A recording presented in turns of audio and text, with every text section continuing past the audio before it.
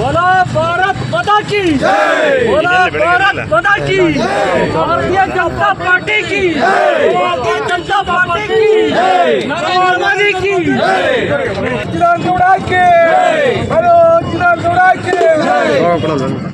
ದೇಶದ ಇತಿಹಾಸದಲ್ಲಿ ಬಹಳ ಜಿದ್ದಾಜಿದ್ದಿಯಿಂದ ನಡೆದಂತ ದೆಹಲಿಯ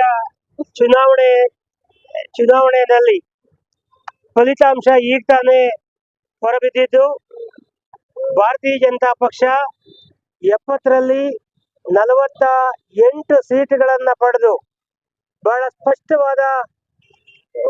ಸ್ಪಷ್ಟವಾದ ಬಹುಮತವನ್ನ ಪಡೆದು ಇವತ್ತು ಒಂದು ಇಡೀ ದೇಶಕ್ಕೆ ಒಂದು ಸಂದೇಶವನ್ನ ಕೊಟ್ಟಿದೆ.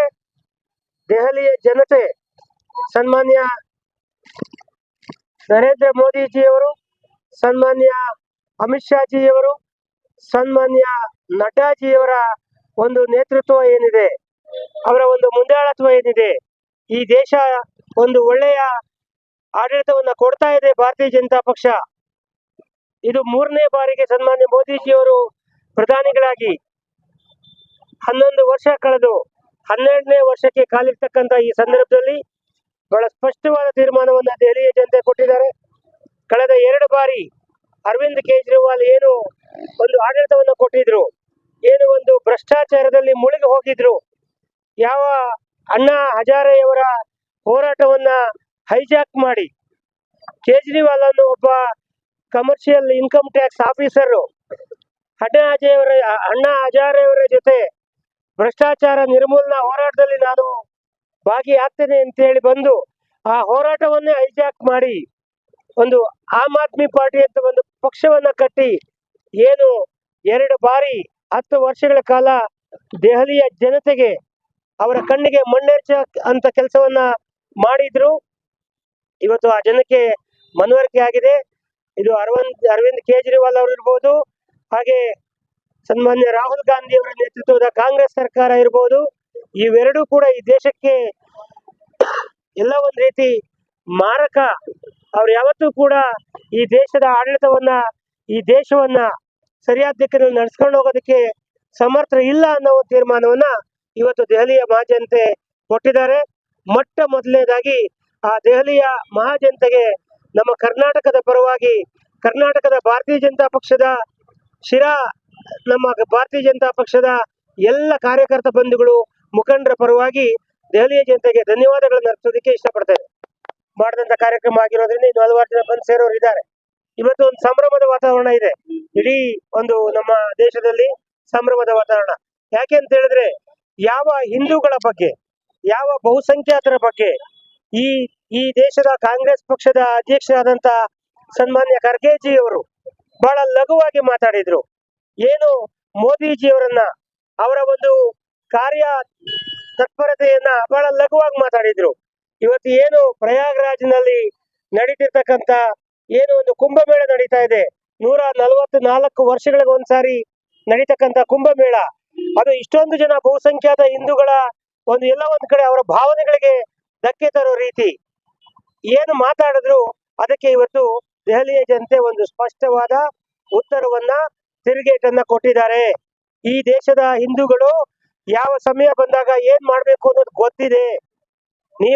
ನಾವೆಲ್ಲ ಒಂದೇ, ಮುಸಲ್ಮಾನರಿರ್ಬೋದು, ಹಿಂದೂಗಳಿರ್ಬೋದು, ಜೈನರಿರ್ಬೋದು, ಸಿಖ್ಖರಿರ್ಬೋದು, ನೀವು ಮೊದಲು ಒಡೆದು ಆಳೋ ನೀತಿಯನ್ನ ನಿಲ್ಲಿಸಿ. ಈ ದೇಶದ ಪ್ರತಿಯೊಬ್ಬ ಪ್ರಜೆ ಕೂಡ ಸಮಾನವಾದ ಹಕ್ಕಿದೆ. ಏಕ್ ದೇಶ್ ಮೇ ದೋ ನಿಶಾನ್ ನಹಿ ಚಲೇಗಾ ಅಂತ ಹೇಳಿದವರು ಈ ದೇಶದ ಮಾಜಿ ಪ್ರಧಾನಿ ದಿವಂಗತ ಅಟಲ್ ಬಿಹಾರಿ ವಾಜಪೇಯಿ ಅವರು. ಇದು ಒಂದು ದೇಶ, ಭಾರತ ಅನ್ನೋದು ಒಂದು ದೇಶ. ಈ ಒಂದ್ ದೇಶದಲ್ಲಿ 2 ಧ್ವಜ ಆಗ್ಲಿ, 2 ಸಂವಿಧಾನ ಆಗ್ಲಿ ನಡೀಬಾರ್ದು. ಅದು ಅಂಬೇಡ್ಕರ್ ಜಿಯವರ ಆಶಯ ಕೂಡ ಆಗಿತ್ತು.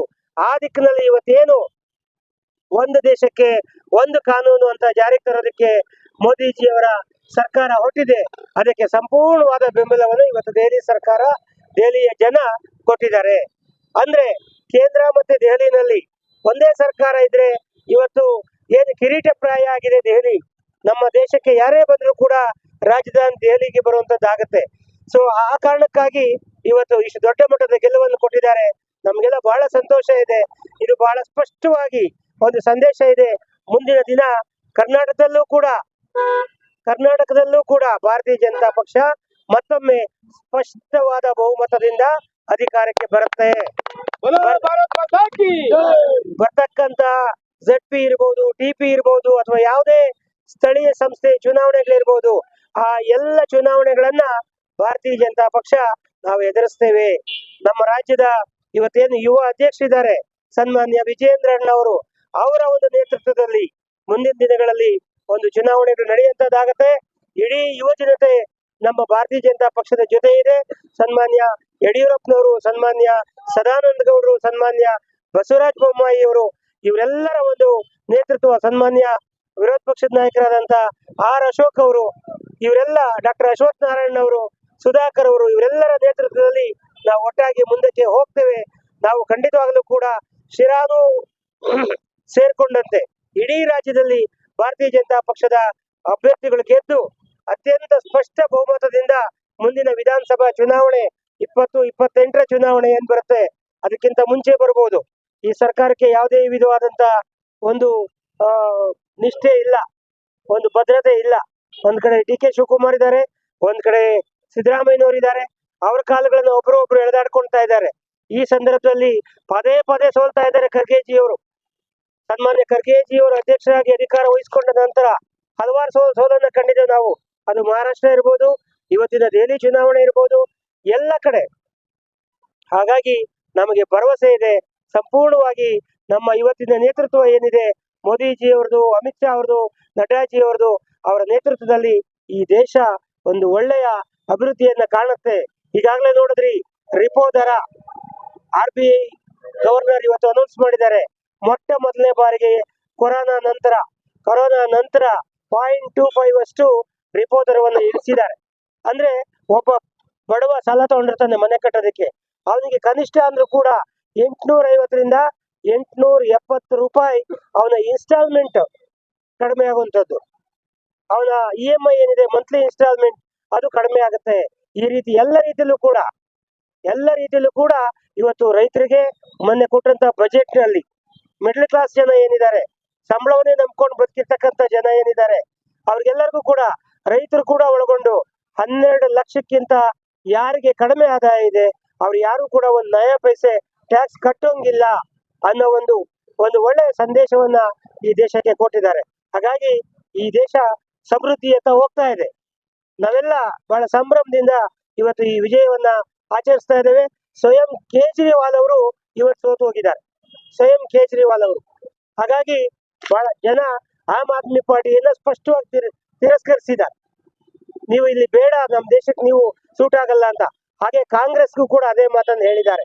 ಇಲ್ಲೇನೋ ಕರ್ನಾಟಕದಲ್ಲಿ ಸಿದ್ದರಾಮಯ್ಯನವರು, DK ಶಿವಕುಮಾರ್ ಅವರ ಕಾರಣಕ್ಕೆ ಕಾಂಗ್ರೆಸ್ ಬದುಕಿದೆ ಬಿಟ್ರೆ ರಾಹುಲ್ ಗಾಂಧಿ ಅವರ ಕಾರಣಕ್ಕಲ್ಲ. ಸೊ ಇಷ್ಟನ್ನು ಹೇಳ್ತಾ ಮತ್ತೊಮ್ಮೆ ನಮ್ಗೆ ಈ ಒಂದು ದೇಶವನ್ನ ಮುನ್ನಡೆಸಿರ್ತಕ್ಕಂತ ಪ್ರಧಾನಿಯವರಿಗೆ ಮತ್ತೆ ಭಾರತೀಯ ಜನತಾ ಪಕ್ಷದ ಎಲ್ಲ ಮುಖಂಡರಿಗೆ ಧನ್ಯವಾದಗಳನ್ನ, ಅಭಿನಂದನೆಗಳನ್ನ ತಿಳಿಸಿ ನಾವೆಲ್ಲರೂ ಕೂಡ ಇವತ್ತು ಸಂಭ್ರಮಾಚರಣೆ ಮಾಡ್ತಾ ಇದೀವಿ ಅನ್ನೋ ಮಾತನ್ನು ಹೇಳಿ ನನ್ನ ಮಾತು ಮುಗಿಸ್ತೇನೆ. ನಮಸ್ಕಾರ.